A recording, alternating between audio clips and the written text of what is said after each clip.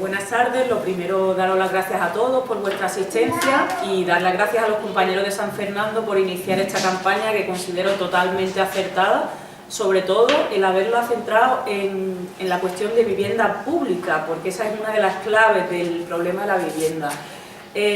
Ana menciona unas cuantas que vamos a ir desgranando, como son la burbuja inmobiliaria, aunque realmente nos remontamos a algo más atrás. A mí me toca un poco la parte más fea, que es la de centrar el marco, dar los datos.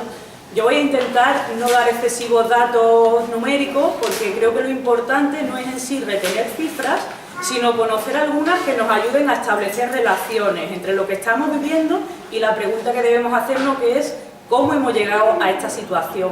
Entonces, simplemente los datos prácticamente justos y necesarios para no aburrir, pero que seamos capaces de establecer relación entre efectos y causas. Yo centraría la intervención, los datos que vamos a aportar, en definir qué concepto tenemos nosotros de la vivienda o del uso de la misma. Como educadora social que soy, no puedo evitar ver la vivienda como un bien necesario para el desarrollo de la vida. Creo que es imprescindible recuperar la función social, que yo diría que en estos momentos no tiene la vivienda. Si concebimos la vivienda como un bien inmueble o un bien material, como lo queramos llamar, ocurre lo que viene sucediendo desde hace bastante tiempo, que la vivienda se convierte en una puerta de acceso al crédito, tanto para particulares, que todos conocemos, quien ha hipotecado su casa para poder emprender un negocio, pagar unos estudios y al final se ha llevado esto, su vivienda, por delante, siendo un bien imprescindible para el desarrollo de la vida social, familiar, de cualquier tipo. No debería estar expuesta a estos riesgos como puerta al crédito, pero fundamentalmente quienes se han beneficiado es la banca y los estados, como vamos a tratar de argumentar. Entonces, la misión principal sería recuperar la función social de la vivienda, y cuando decimos función social debemos decirlo sin ningún tipo de pudor ni de complejo. Función social no significa hacer caridad, no significa que tengamos que acceder a una vivienda a través de los servicios sociales de los ayuntamientos. Significa que es algo indispensable para la vida, como lo son, por ejemplo, el agua, la luz y cubrir las necesidades básicas, entra dentro de esto. Entonces, partimos el análisis desde la base de que no está catalogada como uso social, sino que se le está dando una categoría de bien material y se utiliza para ceder crédito. Es muy importante porque, bueno, a menudo cuando hablamos del problema de la vivienda nos centramos en los desahucios, que me parece un verdadero drama, que también he padecido muy de cerca, pero los desahucios es una de las caras visibles de las consecuencias de lo que está ocurriendo, no es la única, es la más sangrante pero no la única. El tratar la vivienda de este modo conlleva no solamente desahucios, sino conlleva que existan infraviviendas y personas viviendo en esas condiciones, y otras consecuencias menos visibles, como es simplemente el no poder emanciparte, el tener unidades familiares agrupadas viviendo en viviendas muy pequeñas. Y esto parece menos visible, pero son diferentes caras de un mismo prisma, que es el problema de la vivienda. Tenemos que intentar, en cualquier caso, elevar el nivel del debate, y para eso es necesaria la comprensión de que lo que está pasando no es una situación puntual ni coyuntural, sino que viene planificada desde muy atrás. A menudo nos meten en el marco, cuando ocurre un desahucio, de debatir entre si el inquilino debe quedarse para garantizar este derecho a la vivienda y qué pasa con el propietario, ¿no?, que también tiene sus derechos, que quizá necesita estos ingresos para vivir. Es un debate falso completamente. No se puede enfrentar el derecho a la vivienda con el derecho a la propiedad privada, porque no están subyugados uno de otro, son cosas independientes. Y en cualquier caso, el derecho a la vivienda no puede estar nunca supeditado con el derecho a la propiedad. Pero no es el propietario de esa vivienda realmente el que ha provocado esta situación en la que nos encontramos, y no deben meternos en el marco de posicionarnos frente a esos propietarios, porque el problema es de muchísimo más calado. Una vez situado esta dualidad entre función social de la vivienda o moneda de crédito, que es como se viene usando, me gustaría señalar algunos de los hitos que han sucedido en España que vienen marcando esta situación. En el año 56 tenemos la primera ley de suelo durante el franquismo. 3 años más tarde se inicia el primer plan de vivienda. Bueno, había una necesidad estructural de vivienda, demanda, esto es cierto, pero apenas se comenta que esto era la antesala para la entrada a España del Fondo Monetario Internacional. Este dato no lo escucho apenas nunca. España tenía que capitalizarse, digamos, para entrar en el FMI, y lo hacen a través de la construcción de vivienda masivamente con fondos europeos. Este es el primer acuerdo que se hace en España, digamos, a escala masiva, especulando con el suelo. Se promueve efectivamente el acceso a la vivienda, pero se hace mayoritariamente mediante la compra. Entonces, aquí nos encontramos ya con el primer marco que estafa a los ciudadanos. En el año 97, esta sí es mucho más conocida, está la ley de liberalización de suelo de Aznar, que también se produce en un momento en el que hay una gran demanda de vivienda, va frente a la poca oferta. Una de las razones que se aluden también es el acabar con la corrupción urbanística a escala municipal. Al haber concederse pocas licencias, se dice, bueno, también es una realidad, que había corrupción a esta escala, pero si miramos hoy no creo que realmente fuera una medida muy efectiva para evitar la corrupción urbanística a escala municipal. Se liberalizó todo el suelo, se empezaron a conceder licencias como si no hubiera mañana, y a día de hoy los municipios tienen un nivel de endeudamiento que nos ha supuesto la pérdida de muchísimas competencias y la ley de sostenibilidad del gasto. Entonces, quiero pensar que para combatir la corrupción urbanística no estuvo muy acertado liberalizar el suelo. De todas maneras, los demás tampoco se van de rositas, porque en 2007 también Zapatero hizo alguna reforma, pero estiró bastante tiempo este modelo. Bueno, se me olvida que en el año 98, que fue la ley de liberalización de suelo, pues era la antesala, nos encontramos también en época de crisis económicas, y era la antesala a la entrada del euro. O sea, cada gran movimiento para integrar a España en el contexto europeo se ha hecho a través de especular con el suelo y con la vivienda. Es la manera en la que llevan años especulando. La vivienda no tiene una función social, aunque hay gente que en la época del franquismo asocia esta concepción de que sí se le daba este uso, pero realmente se ha utilizado pues, para conseguir muchísimo dinero a través de la promoción de la vivienda para la adquisición mediante la propiedad y no mediante el alquiler. Y es por eso por lo que pienso que la clave es la vivienda pública. La manera de regular realmente los precios es que exista una oferta amplia y numerosa de vivienda protegida. Si tú tienes la posibilidad de acceder a vivienda protegida a un precio razonable, esto va a regular la promoción privada. Entonces, en este sentido, pues creo que es hora de demandar que se asuman responsabilidades, los estados y la banca. Desde el año 97, bueno, se hace esta jugada, pero además la banca la comete con una tremenda irresponsabilidad en la asunción de riesgos. Culpan a las personas, nos dicen que hemos vivido por encima de nuestras posibilidades, que nos sobreendeudamos, pero la realidad es que la educación financiera que se tenía en esos momentos era escasa, por no decir nula. No se puede decir lo mismo de la banca, que conocía perfectamente las consecuencias que estaba haciendo y ha concedido crédito de manera ilimitada hasta llegar a la situación en la que nos encontramos.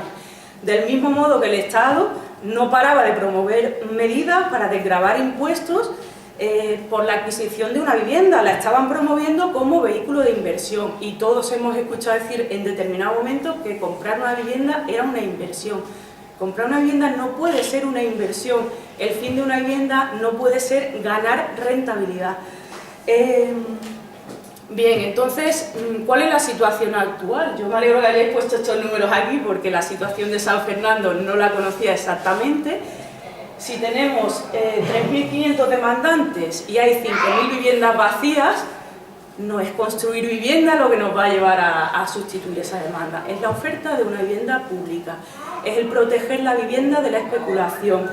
Por dar algunos datos a nivel europeo, pues lo decías tú, Ana, el 30% de la vivienda vacía se encuentra de Europa, se encuentra en España. Esto quiere decir que 3 de cada 10 viviendas están aquí.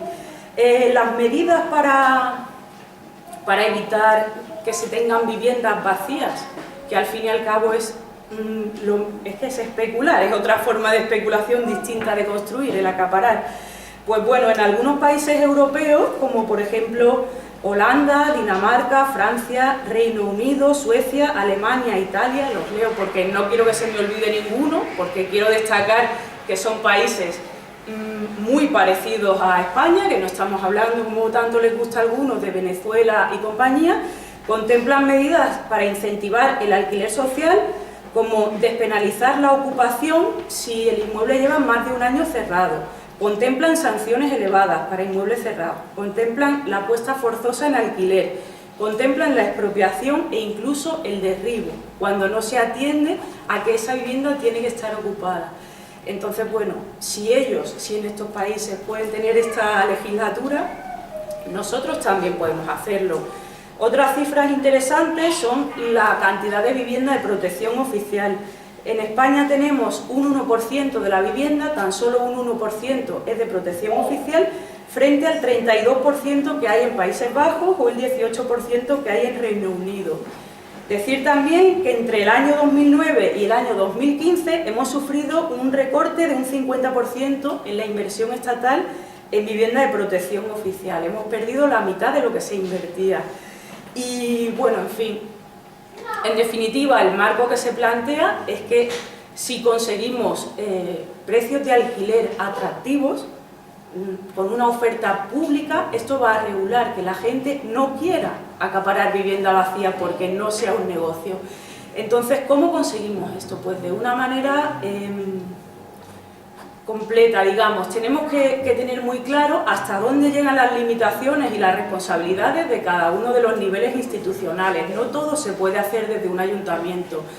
Yo que estoy cercana a los compañeros de Cádiz, a menudo nos reclaman cosas que se hacen en Barcelona, cosas que se hacen dentro del territorio catalán, que por qué no las hacemos nosotros, ¿no? No solo es cuestión de voluntad política, sí que lo es, pero también de los marcos en los que te mueves. Ahora mismo Cataluña tiene el mejor marco autonómico respecto a la protección de la vivienda, pero especialmente en tema de desahucios, que es la propuesta de ley que presentó la PA, que fue aprobada en la Generalitat Catalana. Hace un par de meses se presentó esta ley en el Parlamento andaluz. Muchas personas, incluidos compañeros nuestros militantes, ni siquiera saben que esta ley se ha presentado en Andalucía. Fue presentada y rechazada, por cierto, que era prácticamente un calco de la ley catalana, puesto que se trabajó conjuntamente con la PA para adaptarla al territorio andaluz. ¿Por qué allí ha sido aprobada y por qué aquí ha sido rechazada? Y ahora pues abre otro melón que es el que le va a tocar desgajar a David. Pues por 7 años de movilización. No es suficiente con saber hasta dónde llega un ayuntamiento, hasta dónde llega una autonomía y hasta dónde llega el Estado. Son 7 años de movilización lo que hizo que el día que se votaba en el Parlamento catalán hubiera 3.500 personas en la puerta y que dieran miedo prácticamente pulsar el botón de no, de rechazar. Y en Andalucía apenas es conocido que nosotros hemos presentado esto. No hemos tenido el mismo ciclo de movilización.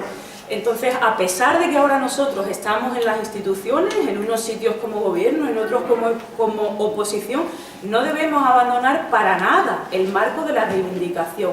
Es lo que nos va a conseguir arrancar estas leyes, porque las victorias prácticamente se arrancan, no te regalan nada. Y esta es la parte que sobre todo va a explicar David. Conocer también que ya hay algunas victorias a nivel institucional, pero sirven de bastante poco. Hay una sentencia del Tribunal Europeo de los Derechos Humanos que dice que lo que hacemos aquí en España es ilegal, que no se puede desahuciar a la gente sin ofrecerle una alternativa habitacional, pero no define quién es la institución que debe hacerse cargo. Entonces, desde los ayuntamientos lo estamos intentando, pero ¿con qué dotación presupuestaria acometemos eso? Son las cosas que debemos definir. Un ayuntamiento, a mi entender, es quien debe gestionar la bolsa de viviendas públicas y quien desde los servicios sociales debe pues hacer un diagnóstico, un informe social de la necesidad de cada persona. Hay situaciones que son coyunturales, que la persona simplemente tiene una pérdida de situación por desempleo, por X, y hay situaciones en las que concurren situaciones de discapacidad, de maltrato, incluso muchas veces varios factores juntos, y esto debe tratarse de manera diferente en cada uno de los casos. Y es el municipio, la institución más cercana a la persona, la que puede hacer esta labor. Pero no creo que de igual manera sea el municipio el que tenga la responsabilidad de construir esa vivienda con la dotación presupuestaria que tiene. Yo otra de las medidas que plantearía es que no se venda, sobre todo en territorios que tienen el terreno de construcción limitado. Si la vivienda de protección oficial es vendida, pierdes un recurso para asistir a personas en el futuro. ¿Qué más quería decir? Entonces, bueno, sobre todo, vuelvo un poco sobre mis pasos, centrar, si concebimos la vivienda con una función social, ninguna de estas cosas serían permitidas. La especulación no sería interesante si la vivienda estuviera protegida. Pero sobre todo, aunque hay muchas cosas que se pueden hacer, incluidas desde los municipios, una de las cosas interesantes, que las dejo también para luego en el debate, es definir estas 5.000 viviendas vacías. Son viviendas en stock que están disponibles, yo podría alquilar cualquiera de estos 5.000, o qué ocurre con ellas. ¿Cuántas están en condiciones ruinosas? Vamos a descontarlas de estas 5.000. ¿Cuántas realmente no están en el mercado? Sino que son viviendas de uso o alquiler vacacional o escolar, que también se suele hacer mucho, alquilo el piso para temporada escolar, pero es que yo tengo la necesidad de vivir en una vivienda todo el año, no de una vivienda en la que me echen en verano. Entonces, saber el diagnóstico real de todas estas viviendas, cuántas están disponibles, de las que no están en el mercado, quién las tiene, puede ayudarnos a ver qué medidas implementar.